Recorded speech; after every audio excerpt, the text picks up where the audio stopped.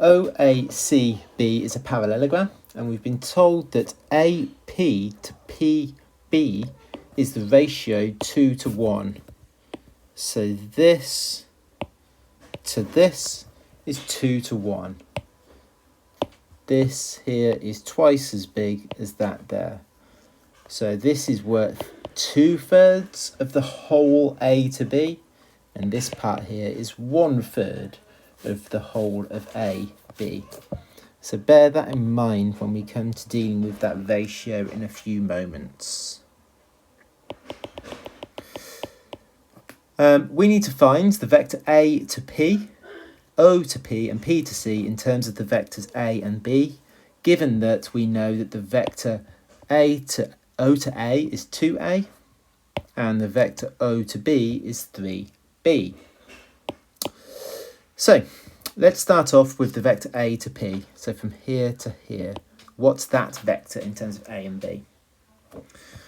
Now, I don't know what that's going to be yet, but I do know that that is going to be 2/3 of the whole vector AB. So if I can work out the whole of this vector from A to B, I can do 2/3 of it, and that will be my answer. So first of all, let's work out the vector A to B. This is my method. Let's work out from here to here first. Now, I know that as a combination of the base vectors could be thought of as from A to O plus O to B. So I'm going to write down AB equals A to O plus O to B. Now, the A to O vector, this here, is equal, but in the opposite direction to that vector 2A. So that's going to be minus 2A. And the vector from O to B, well, that is equal and in the same direction, that's just 3B. So that is my vector AB. But remember, I wanted AP, so I want 2/3 of that. So AP equals 2/3 of AB, or 2/3 of the minus 2A plus 3B. And if I multiply that out, I get minus 4/3, or minus 1 1/3 of A plus 2B. And I hope that makes sense, because what I'm saying here then is to go from A to P. That's the same as me going to B. So B is, remember 3B is all the way across there.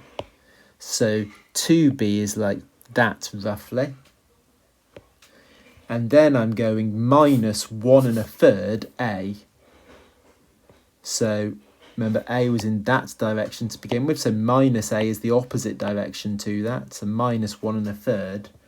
Hopefully it makes sense why we've got the 2A and the minus 4 over, sorry, the 2B and the minus 4 over 3A here. That's the answer to part I of this question anyway. Now we want II, so we want the vector OP. So from O to P, this vector here. How do I do that? Well, there's two different ways of doing it. I could go from O to B and then work out what B to P is. That's one way of doing it. Or I don't particularly like that because I don't know what BP is yet. The alternative way is for me to think of it as O to A plus A to P. And that is the way I'm going to think of it, because, let me just write that down. I know what O to A is, it's just 2A. And I know what A to P is, I just worked it out in the previous question. That is just my minus 4 over thirds A plus 2B. So I can now just simplify that, just collect up those like terms. So 2, take away 4/3, 2 minus 4 thirds is the same thing as 6 over 3 minus 4 over 3, which is 2 thirds. So 2 thirds A, and I can't simplify the 2B there, so that'll just stay like that. So therefore, that is my answer for O to P, which again should hopefully make sense, because what I'm saying then is I'm going 2B along here, 2B along here, and then I'm adding 2 thirds of A to that. A is in this direction, and I'm doing 2 thirds of it, and that's going to get me to point P. Finally, part C of this question says to work out PC. So let me mark that onto my diagram. Actually, let me clear my diagram up because it's a bit of a mess at the moment. PC, so from here to there. Now, I could do that in 2 ways. I could go from P to B and then B to C. But again, same issue as I had with the last question. I don't know what this P to B is yet. It's not that difficult to work out, but it's just something else I don't need to work out. Instead of doing it that way, I could go from P to A, which I know that's equal and opposite to my answer from part A. That's equal and opposite to AP. And then I could add AC. So that's going to be my method for this. So PC equals PA plus AC. The PA, like I said before, is equal and opposite to AP. So that's just going to be plus 4 thirds A minus 2B. I've just flipped the signs on that because, like I said, it's in the opposite direction. Now I need to add the AC. Now, because it's a parallelogram, I know that AC is equal in length and in the same direction as that 3B. So I'm going to add 3B to that.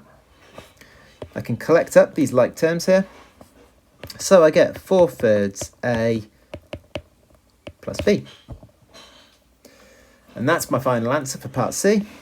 And again, I hope that should make sense, because what I'm saying here is, instead of going from doing that red vector, the red vector is the same as if I added B to this point here. So I added B like that.